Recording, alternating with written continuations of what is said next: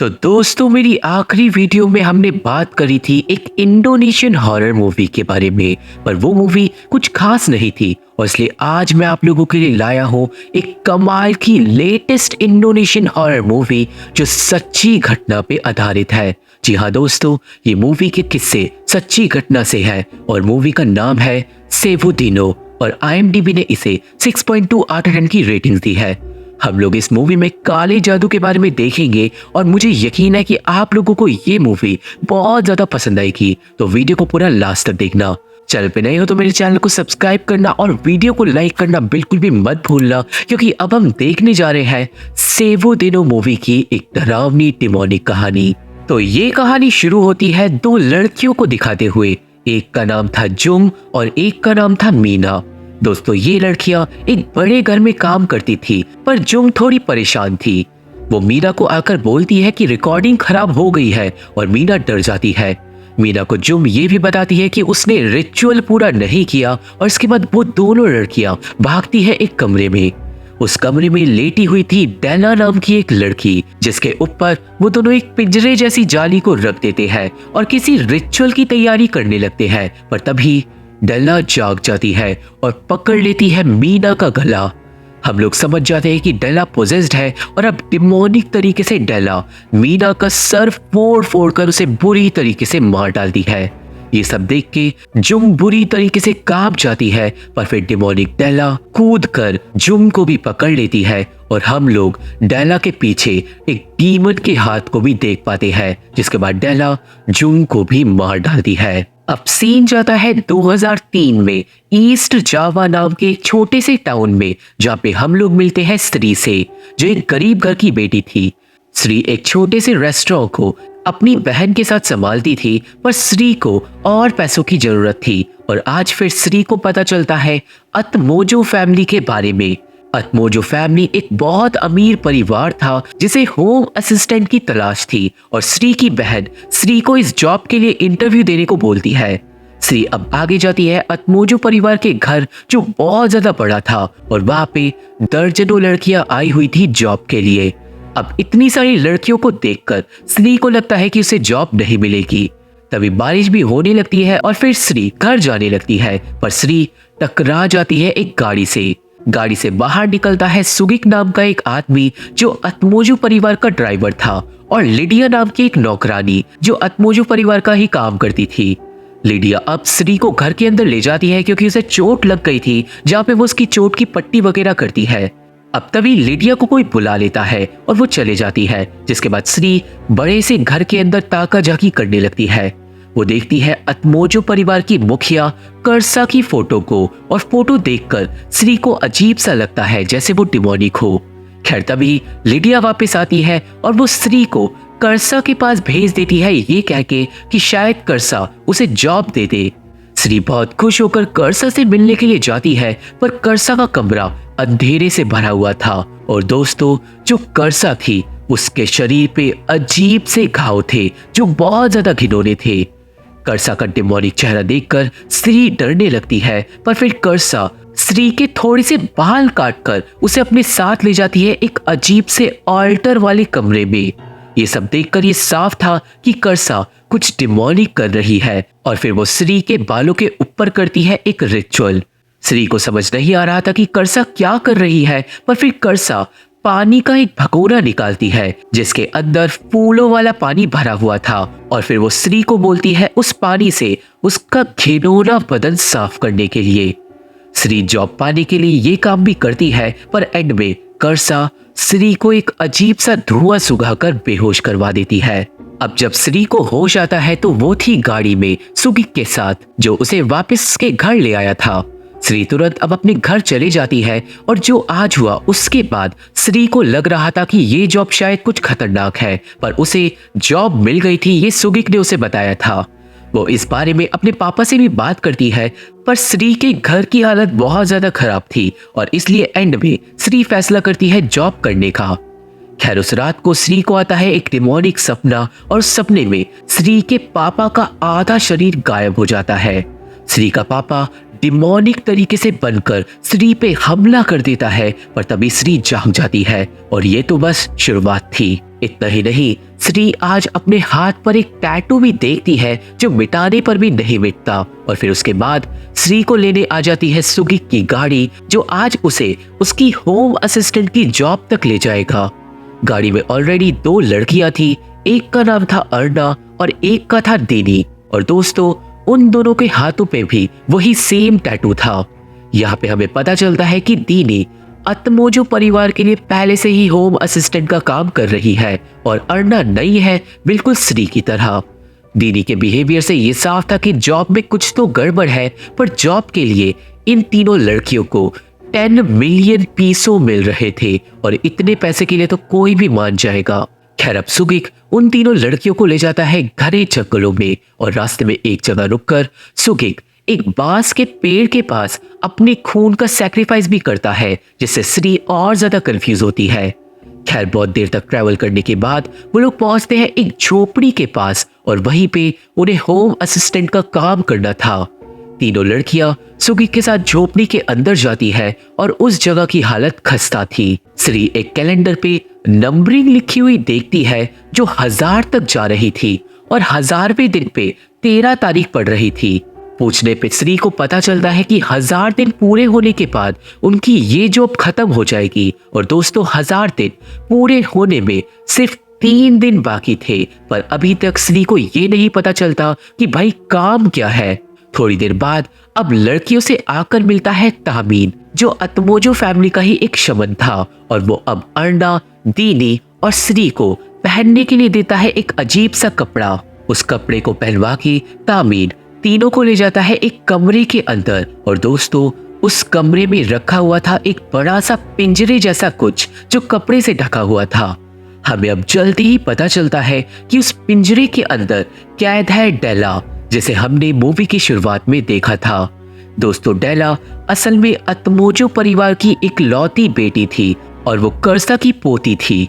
डेला के ऊपर किसी ने काला जादू करवा दिया था, जिससे डेला के अंदर घुस गया था एक डीमन जिसका नाम है सेंगार तूरही। और वो डीमन 1000 दिन तक डेला के शरीर में रहेगा और 1000वें दिन पे वो डेला को मारकर अपने साथ ले जाएगा।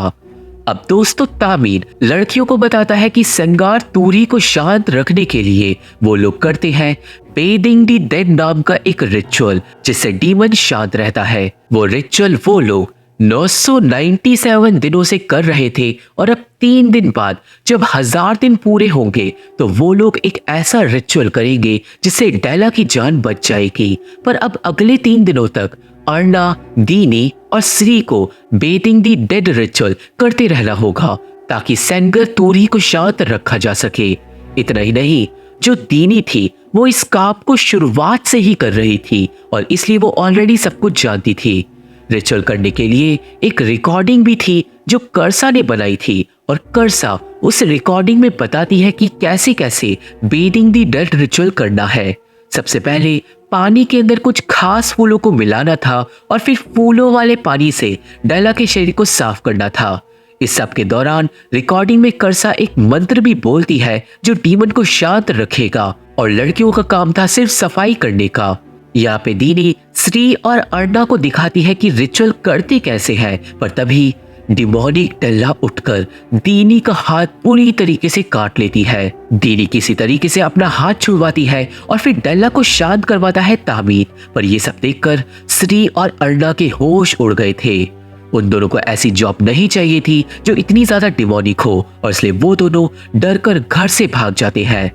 अब होता यह है कि घर से थोड़ी ही दूर जाने पे उनके सामने आता है एक अजीब सा छाता और वो दोनों उस छाते को क्रॉस करते ही बेहोश हो जाते हैं। उन्हें जब होश आता है तो सुगिक और तामीन उन्हें बताते हैं कि उन लोगों ने कर्सा के साथ एक डील कर ली है और उस डील के साथ ही साथ अब वो तीनों लड़कियां इस झोपड़ी को छोड़ के भाग नहीं सकती।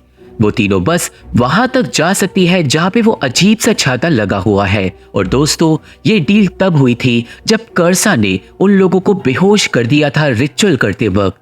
खैर, अब श्री और अर्ना तो फंस चुकी थी और अब उन्हें ये काम करना ही होगा। सारी चीज समझा के सुगिक और तामीन वहां से चले जाते हैं और अब रात में बैठ के दीनी अर्ना और श्री को और कुछ डिमोनिक बातें बताती है। हमें पता चलता है कि जब डेला पहली बार पोजेस्ड हुई थी तो उसने अपने मम्मी पापा और बाकी परिवार वालों को भी मार डाला था और अब अतमोजो फैमिली में सिर्फ डेला और उसकी दादी कर्सा ही बचे हैं। श्री जब पूछती है कि ये काला जादू किसने किया तो दीनी ज्यादा कुछ नहीं बताती, पर हम लोग समझ जाते हैं कि दाल में कुछ तो काला है। अब अगले दिन अर्ना और श्री को दीनी अपने साथ ले जाकर सारी चीजें समझाती है। उन लोगों को पानी एक नल से निकालना था और वो नल बहुत ज्यादा टाइट था और उन्हें हर रात सूरज ढलने से पहले रिचुअल को स्टार्ट करना ही था, वरना वो डीमन आक्रामक हो जाएगा। इतना ही नहीं, उस दिन श्री को आती है डेला के कमरे से आवाजें और श्री को कमरे में परछाइयां भी दिखती है, पर डीनी बोलती है कि वो डेला नहीं सेंगर तूरी है जो आजाद होना चाहता है। अब जब रिचुअल करने का टाइम आता है तो नल खराब हो जाता है और आज अर्ना बेदिंग दी डेड रिचुअल अकेले करने के लिए जाती है क्योंकि श्री और दीनी उस नलके को ठीक करने में बिजी हो गए थे।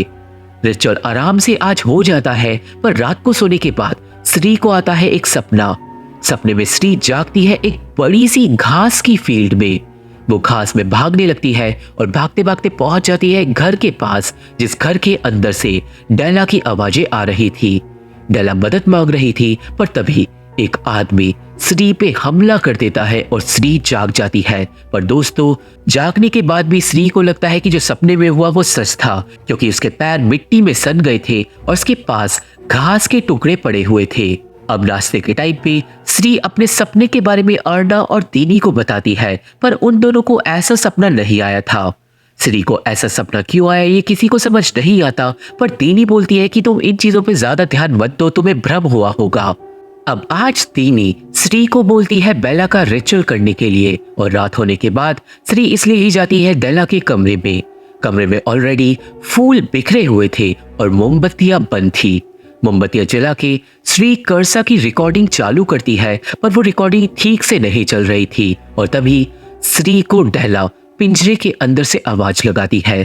डेला श्री से कपड़ा हटवा लेती है और वो बोलती है कि अपना चेहरा पास लाओ क्योंकि मैं तुम्हें शुक्रिया अदा बोलना चाहती हूँ। अब क्योंकि डेला बिल्कुल इंसानों की तरह बात कर रही थी तो श्री पिंजरा भी हटा देती है और मोमबत्ती अपने चेहरे के पास ले आती है, पर तभी रिकॉर्डिंग के अंदर से कर्सा की आवाज खराब होने लगती है और अचानक ही सारी मोमबत्तियां बुझ जाती है। श्री डरकर तुरंत मोमबत्ती जलाने के लिए भागती है, पर इस बीच में हम लोग उसके पीछे देख पाते हैं असली सेंगर तूरी को और उस डीमन का आधा शरीर था ही नहीं। अब मोमबत्तियां जला के श्री डेला को शांत करने के लिए जाती है, पर तभी डेला दहाड़ती है श्री के ऊपर और सेंगर तूरी हमला कर देता है श्री पे। श्री चिल्लाती है और तुरंत कमरे में आती है दीनी, पर दीनी के आने पे सब कुछ ठीक हो जाता है। दीनी अब इसके बाद श्री को डांटती है क्योंकि उससे एक रिचुअल ढंग से नहीं हुआ और फिर दीनी को खुद ही वो रिचुअल करना पड़ता है। रिचुअल करके सब लोग फिर से सो जाते हैं, पर एक बार फिर से श्री को आता है वही सपना। इस बार घास के खेत से बाहर निकलकर श्री पहुंच जाती है उस घर के पास और अंदर से डेला मदद की पुकार लगा रही थी।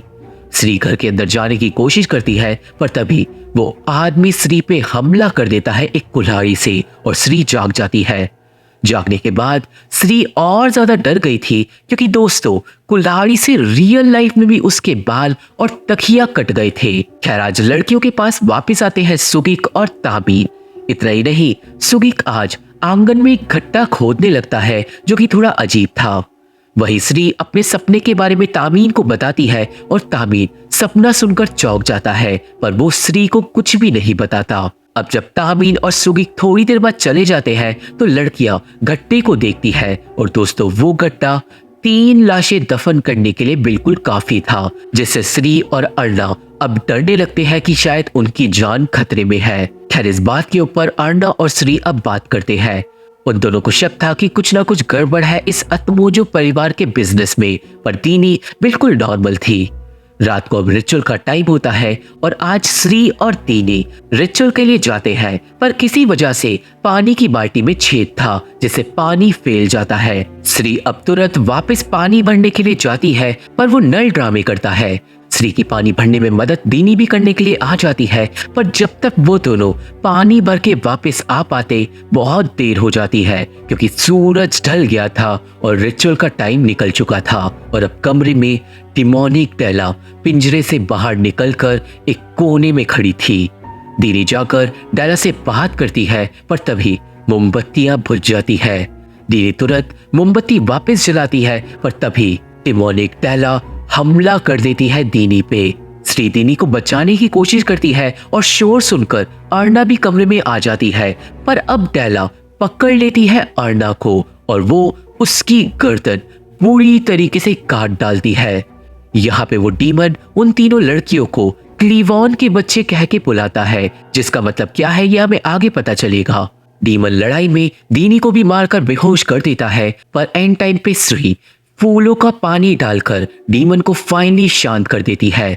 तीनों लड़कियां अब डिमोनिक डेला को लिटाकर बेदिंग रिचुअल कर देती है, पर वो डीमन अब बोलता है कि तुम तीनों क्लीवॉन की रात को पैदा हुई थी और तुम तीनों की बलि चढ़ाई जाएगी और कुछ नहीं। और ये बात श्री और अर्ना को डरा देती है। अब रिचुअल के बाद अर्ना और श्री बात करते हैं इस बारे में, और दोस्तों उन्हें पता चलता है कि वो तीनों ही लड़कियां क्लीवॉन फ्राइडे को पैदा हुई थी, जो इंडोनेशिया का एक खास सैक्रेड फ्राइडे होता है। और अर्ना और श्री को अब लगता है कि उन तीनों का सैक्रिफाइस करा जाएगा और उनकी लाशें बाहर आंगन में बने हुए गड्ढे में दफनाई जाएंगी ताकि डेला ठीक हो जाए। पर दीनी अर्ना और श्री को चुप करवाती है। दीनी अब बताती है कि उसकी दो दोस्त थी, जुम और मीना, जिनके साथ वो अतमोजो परिवार के लिए काम करती थी। पर एक दिन डेला ने जुम और मीना को मार डाला था। और दोस्तों उन्हीं दोनों को मरते हुए हमने मूवी की शुरुआत में देखा था। दीनी बताती है कि उसके बाद वो डिप्रेस्ड हो गई थी, पर तामीन और अतमोजो परिवार ने उसे संभाला। और उन लोगों के हिसाब से दीनी एक खास लड़की है, क्योंकि वो क्लीवॉन फ्राइडे को पैदा हुई थी। दीनी ने अतमोजो परिवार पे भरोसा करके उनकी 1000 दिन तक मदद करी है, और इसलिए वो श्री और अर्ना को भी विश्वास दिलाती है कि कोई बलि नहीं चढ़ेगी। खैर अब अगले दिन था 1000वां दिन, पर सुबह सुबह ही बैड न्यूज मिलती है, क्योंकि डेला के कमरे का ताला टूटा हुआ था और अंदर जाने पे डेला कमरे में नहीं थी, क्योंकि वो भाग गई थी खिड़की से बाहर जंगल में। ये देखकर तीनों लड़कियां पूरी तरीके से डर जाती है, पर फिर उन्हें याद आता है कि डेला भी उन लोगों की तरह इस जगह पर कैद है, और इसका मतलब वो भी उन अजीब छातों के पार नहीं जा पाएगी। तीनों लड़कियां अब निकल जाती है डेला को ढूंढने के लिए, और वो इधर उधर जाकर छातों वाली मार्किंग्स को चेक करती है। पर उस बीच में दीनी को कोई सर पर आकर मारकर बेहोश कर देता है। श्री भी एक दूसरे छाते के पास पहुंचती है, पर वो गिर जाती है, और तभी श्री के पीछे आ जाती है डिमोनिक डेला, जो श्री का गला तुरंत घोटने लगती है। डेला श्री को मारने ही वाली थी कि एंड टाइम पे तामीन वहां पे आ जाता है, और वो फूलों के पानी को डेला पर डालकर श्री को बचा लेता है। तामीन अब डेला को शांत करने की कोशिश करता है, पर तभी कोई आकर तामीन की पीठ में चाकू भोंक देता है। और दोस्तों चाकू भोंकने वाली और कोई नहीं अर्ना थी। अर्ना अब तामीन को रास्ते से हटाकर डिमोनिक डेला को आजाद करने लगती है, पर श्री को कुछ भी समझ नहीं आता। श्री अर्ना को रुकने के लिए बोलती है, पर अर्ना श्री पर ही हमला कर देती है। और अब यहाँ पे खुलता है एक राज। दोस्तों अर्ना बताती है कि वो इस जॉब पर डेला को आजाद करने के लिए आई थी। असल में दोस्तों अर्ना काम करती है उस इंसान के लिए जिसने अतमोजो परिवार पे काला जादू किया था, और अर्ना का मकसद था डीमन को आजाद करने का, ताकि डीमन डेला को मार डाले 1000वें दिन पे। इतना ही नहीं, अर्ना ही वो इंसान थी जिसने बाल्टी में छेद किया था, नल को खराब किया था और डेला के कमरे का ताला तोड़ा था, ताकि वो अपने मकसद में कामयाब हो जाए। यहाँ पे अर्ना के हिसाब से ये काला जादू का खेल कर्सा ने शुरू किया था, और आप लोग इस बात को याद रखना। खैर अर्ना ने ही दीनी को मारकर बेहोश करा था, और अब अर्ना हमला कर देती है श्री पे। अर्ना श्री को मारने की कोशिश करती है, पर श्री खुद को बचाने के लिए अर्ना को धक्का दे देती है, और बदकिस्मती से अर्ना सीधा गिरती है एक पहनी टहनी के ऊपर, जो उसके सर के अंदर घुस जाती है। यहाँ पे श्री अर्ना को बचाने की कोशिश करती है, पर एंड में अर्ना मारी ही जाती है। अर्णा की लाश को अब वापस झोपड़ी में ले आते हैं, पर इस सब के बाद श्री बुरी तरीके से डर चुकी थी और वो जाकर अपने कपड़े वगैरह पैक करने लगती है। सब लोग श्री को रोकने की कोशिश करते हैं, पर श्री नहीं रुकती और वो अब टूटकर बैठकर फूट फूट के रोने लगती है। यहाँ पे तामीन और सुगित भी श्री को समझाते हैं और इतना ही नहीं, अब करसा भी आ चुकी थी झोपड़ी में।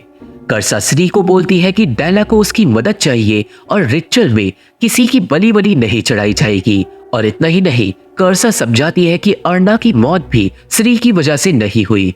करसा श्री को अपनी बातों में एंड में ले ही लेती है और अब यहाँ पे करसा एक और राज खोलती है। हमें पता चलता है कि जो दुनिया श्री को अपने सपने में दिख रही थी वो असल में एक असली जगह है जहाँ पर डेला की आत्मा कैद है। उस दुनिया का नाम है सुगमा। और दोस्तों, उस दुनिया में किसी को भी काला जादू कर कर कैद करा जा सकता है। हमें ये भी पता चलता है कि जिस इंसान ने सांगर तोरी को डेला पे छोड़ा था उसका नाम है सबदो, और सबदो वही इंसान है जिसने सुगमा की दुनिया में श्री पे हमला किया था। सबदो उस दुनिया में डेला पे नजर रखे बैठा है ताकि कोई भी डेला को बचाकर ना ले जाए, पर करसा के हिसाब से डेला को सिर्फ और सिर्फ श्री बचा सकती है, क्योंकि 1000 दिनों में सिर्फ श्री ही एक ऐसी लड़की है जो उस दुनिया के अंदर जा पाई है। और ये सब सुन के श्री मान जाती है डेला को बचाने के लिए। अब 1000वें दिन का रिचुअल शुरू होता है जिसमें डेला को लिटाया जाता है उस आंगन वाली कब्र में। डेला का बेदिंग रिचुअल भी कंटिन्यूअसली करा जाता है जो दीनी करती है, और श्री को लिटाया जाता है डेला के बगल में। अब इस रिचुअल में श्री को भेजा जाएगा उस दुनिया के अंदर एक खंजर के साथ, जिससे श्री मुकाबला करेगी सबदो का और डेला को बचाकर वापस ले आएगी असली दुनिया में। पर अगर वो ऐसा नहीं कर पाई तो डेला मारी जाएगी। रिचुअल शुरू होता है और मंत्रों के साथ श्री को नहलाया जाता है भैंस के खून से, और श्री तुरंत जाग जाती है सुगमा की दुनिया में। श्री अब उस दुनिया में खंजर के साथ आगे बढ़ती है और जाती है उस घर की तरफ। उस घर पे पहुंच के वो अंदर जाने की कोशिश करती है, और जैसे ही श्री घर का दरवाजा तोड़कर अंदर घुसती है, दूसरी तरफ दीनी का पानी खत्म हो जाता है। तामीन पानी लेने के लिए जाता है, पर तभी डिमोनिक डेला जाग जाती है और दीनी को पकड़कर उसका कान बुरी तरीके से काटकर उसे साइड कर देती है। और फिर डिमोनिक डेला निकल जाती है गड्ढे से बाहर क्रॉल करके, जिसके बाद डेला हमला कर देती है तामीन पे। डेला तामीन का सर पटक पटक कर उसे मारने लगती है, और वही सुगमा की दुनिया में सबदो आ जाता है श्री के पास और सबदो श्री पे हमला कर देता है। सबदो श्री को मारता है, पर किसी तरह श्री उल्टा सबदो को ही मारकर बेहोश कर देती है। श्री अब एक चाबी चुराकर एक लॉक कमरे के अंदर जाती है, जहाँ पे फाइनली उसे मिल जाती है डेला की आत्मा। डेला को लेकर अब श्री भागती है, और वहीं दूसरी तरफ डिमोनिक डेला असली दुनिया में सुगित का हाथ तोड़ देती है, और फिर वो बढ़ती है करसा को मारने के लिए। वो करसा का गला भी दबाने लगती है, और वहीं दूसरी तरफ सुगमा की दुनिया में एक बार फिर से सबदो श्री पे हमला कर देता है। वो दोनों फिर से लड़ते हैं, पर श्री सबदो को खंजर से स्टैब कर कर अलग कर देती है। वो सबदो के घर में आग भी लगा देती है, पर दोस्तों यहाँ पर सबदो भीख मांगने लगता है श्री से कि डेला को कहीं भी मत ले जाओ। और जिस तरीके से सबदो भीख मांग रहा था उससे तो लग रहा था कि दाल में अभी और कुछ काला है। खैर, जैसे ही श्री डेला को लेकर घर से बाहर निकलती है, असली दुनिया में ये बात डीमन को पता लग जाती है। डीमन सांगर तूर ही अब तुरंत डेला के शरीर से निकल जाता है और वो सीधा जाता है सुगमा की दुनिया में और श्री और डेला पे हमला कर देता है, इससे पहले वो असली दुनिया में लौट पाते। सांगर तूर ही श्री को पकड़कर उसका गला दबाने लगता है, पर श्री डीमन को स्टैब कर कर भगा देती है।